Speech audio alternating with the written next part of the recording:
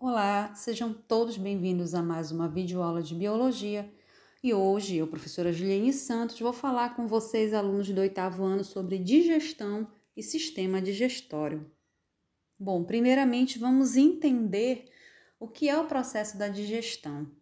Bom, primeiramente nós temos que lembrar que os alimentos que nós estudamos na aula passada vão ser a fonte de nutrientes e estes, por sua vez, vão funcionar como matéria-prima para a liberação de energia, construção do organismo e renovação de suas partes.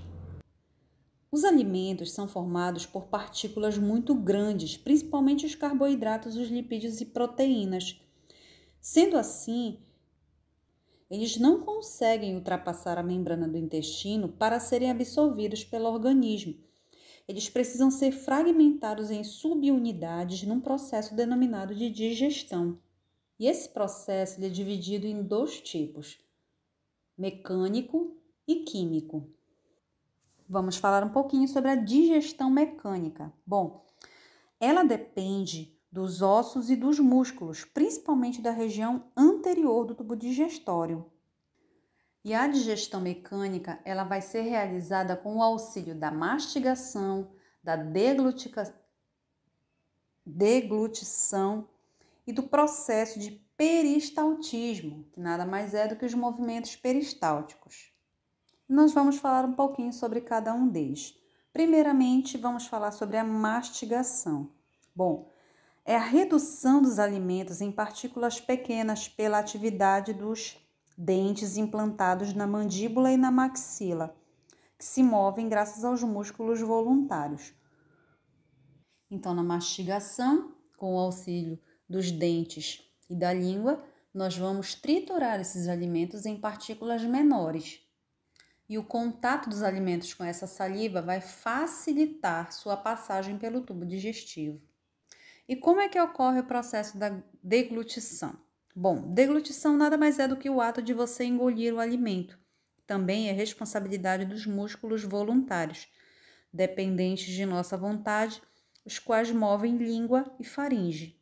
Aí nós temos uma imagem mostrando desde onde o bolo alimentar começa a ser engolido, o palato mole vai empurrar esse bolo alimentar com o auxílio da língua até a passagem do esôfago, que vai ser direcionado para o estômago. Lembrando que quando nós engolimos, a epiglote ela se fecha, impedindo, bloqueando a passagem desse bolo alimentar para a laringe, que é um órgão que participa já do sistema respiratório. Agora vamos falar um pouquinho sobre o esôfago, que é um canal musculoso que realiza contrações involuntárias denominadas movimentos peristálticos ou peristaltismo.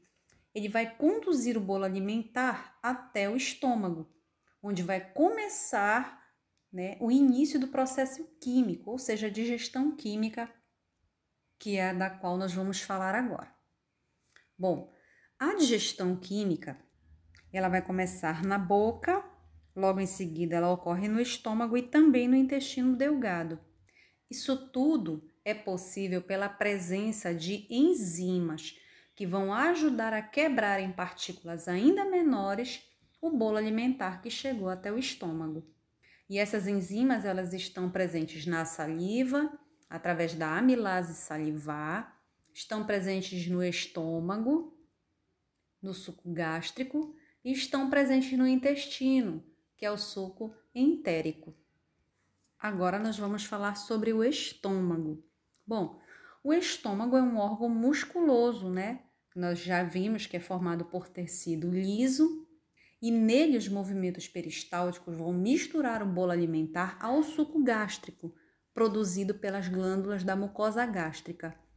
Esse suco gástrico ele contém o ácido clorídrico, que mantém a acidez estomacal, dando condição favorável ao trabalho das enzimas durante o processo da digestão. Vamos falar agora rapidamente sobre uma das enzimas que participam no processo da digestão no estômago. A pepsina. Bom, ela é a principal enzima do estômago, vai atuar na transformação das proteínas, intensificando a digestão química. O hormônio gastrina, que é produzido no estômago quando o alimento entra em contato com suas paredes, regula a ação da pepsina, que transforma moléculas grandes, que eu chamo de polipeptídeos, em moléculas menores, que são os dipeptídeos.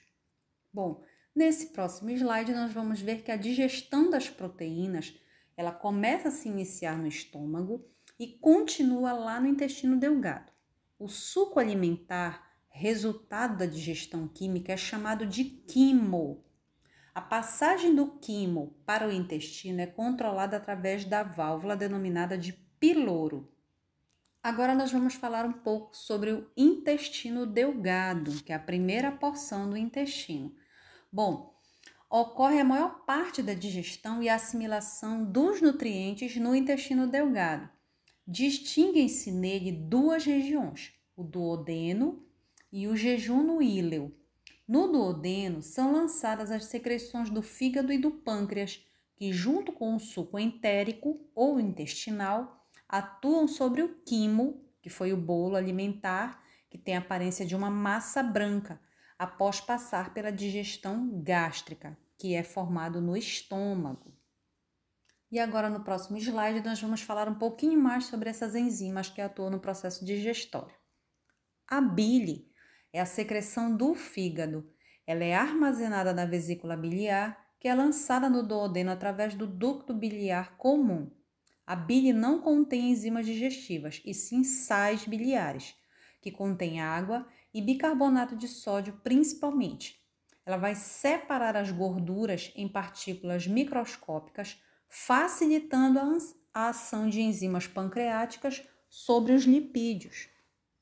Já o suco pancreático é produzido pelo pâncreas. A tripsina é uma das enzimas produzidas no pâncreas, que age sobre as proteínas. Ela só se torna ativa quando chega no duodeno e se junta ao suco entérico, transformando-se em quimotripsina. Já o suco intestinal ou suco entérico vai ser produzido pela mucosa intestinal. Possui enzimas que completam a digestão dos lipídios, das proteínas e dos carboidratos. Passando agora para o próximo slide, nós vamos ver que no término do processo realizado no duodeno, o conjunto das substâncias forma um líquido viscoso de cor branca, ao qual nós vamos denominar quilo, que segue para o jejum íleo. No jejum íleo, grande parte dos nutrientes resultantes do processo de digestão será absorvido pelo sangue e conduzido para todas as células do organismo. Agora vamos falar um pouco sobre o intestino grosso. Bom, no intestino grosso ocorre a absorção de água e sais minerais, além de consequente formação das fezes. No início do intestino grosso, há o que a gente chama de apêndice cecal, que nos animais herbívoros é mais desenvolvido e auxilia na digestão de celulose. O restante do material que não foi digerido vai formar as fezes, que são acumuladas no reto e posteriormente são empurradas para fora do organismo pelos movimentos peristálticos. Terminando a nossa aula, nós temos no último slide um resumo pequeno sobre o que foi a nossa aula de hoje, onde vocês vão encontrar todos os órgãos do sistema digestório, que nós falamos sobre todos eles, e o que ocorre em cada um sobre o processo de digestão química e digestão mecânica através dos processos musculares e enzimáticos. E a gente fica por aqui. Desde já desejo uma boa semana a todos, bom estudo, curtam a nossa aula, deixo aqui o meu forte abraço e até a próxima aula.